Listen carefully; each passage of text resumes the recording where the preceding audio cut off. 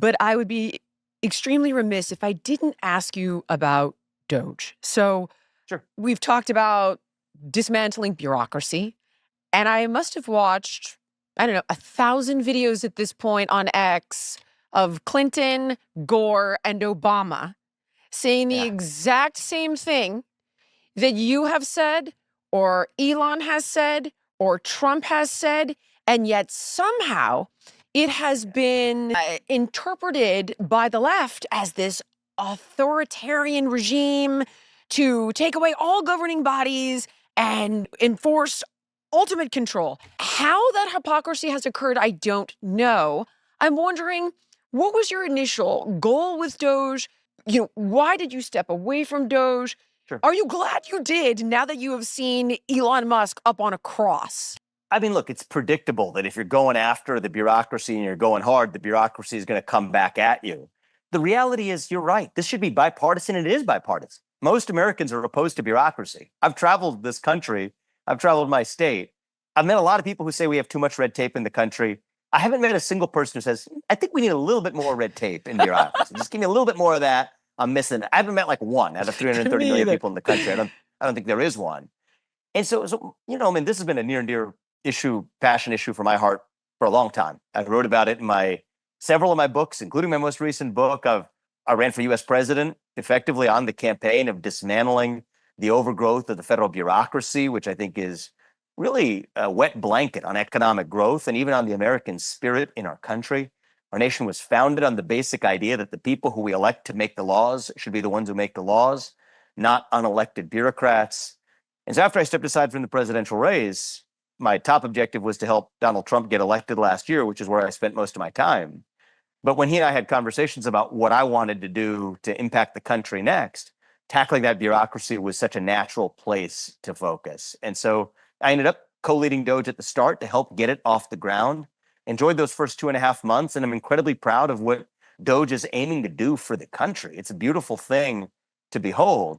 Now, in my particular case, there were some changes to the mission and the plan and the setup of DOGE. My plan had been to run for governor of Ohio after hopefully having some early success at DOGE.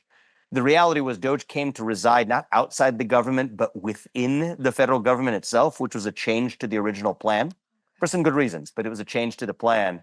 And that would have stopped me from being able to do both of those things at once. But I will tell you, this part's super important, Jillian, is the formula for success, or at least an important part of the formula for success for taming down the federal bureaucracy is to send the excess programs when in doubt, cut them, and when in doubt about whether to cut them, send it to the states.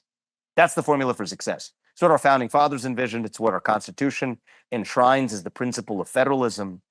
And it became clear to me, and my conversations with President Trump were as clear about this too, that that's where the center of gravity for a lot of these programs is going to go. Just take the Department of Education. The news of the day is a perfect example of that.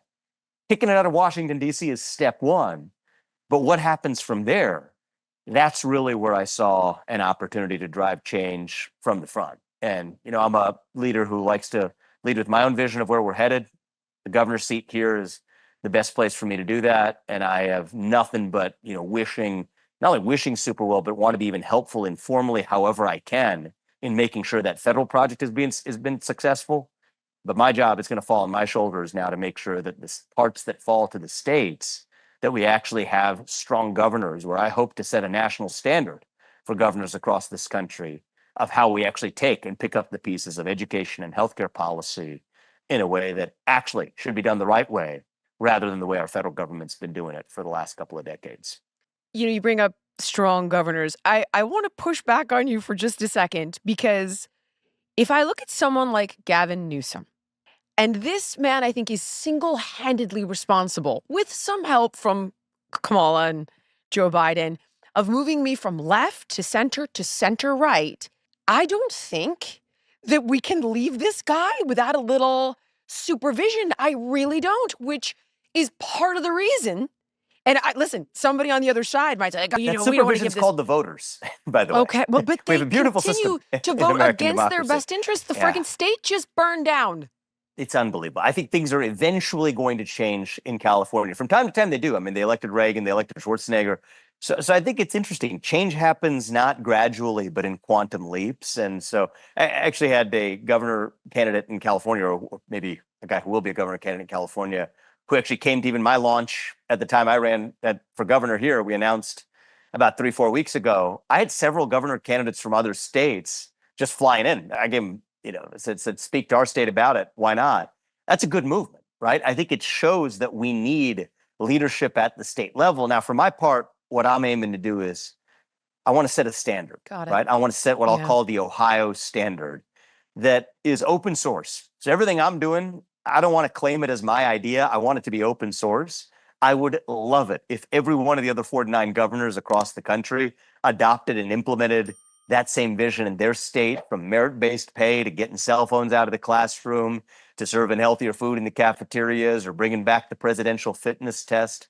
My vision for civic education and civics examination, economic growth. We're going to become zero tax, like I believe most states across this country should. How? Take all the ideas. That's what I wanted would to ask say. you But that. we're going to do it here in Ohio. I saw you talk about that you wanted to get rid of property tax, which is, obviously incredible. It's most people's dream come true. But then how do you pay cops more, pay teachers more, pay for the infrastructure that the states need if you're not taxing the crap out of people? To be dead honest, how does that work? So look, there's multiple different sources of revenue. In general, I think that taxing the supply or the creation of something is the worst place to actually tax something. But there's also just looking at how you're spending the money rather than how much you're actually spending. I think the best cops should be paid more. I think the best teachers should be paid more. But we're not rewarding these people according to anything that resembles a meritocracy anymore. We need to bring back that idea of merit into our culture. It's an essential part of American culture. It's just that we've lost our way a little bit. We need to reset that North Star. I want to improve the effectiveness, actually. Effectiveness ought to be the goal. And the savings that allow you to get to zero income tax are actually a byproduct of that improvement in effectiveness. Attach work requirements instead of just giving out aid willy-nilly. Think about Medicaid, think about welfare. Thank you so much for watching. If you enjoyed the podcast, please like, comment, subscribe, and share. And make sure to let me know what guests you want to see on in the future.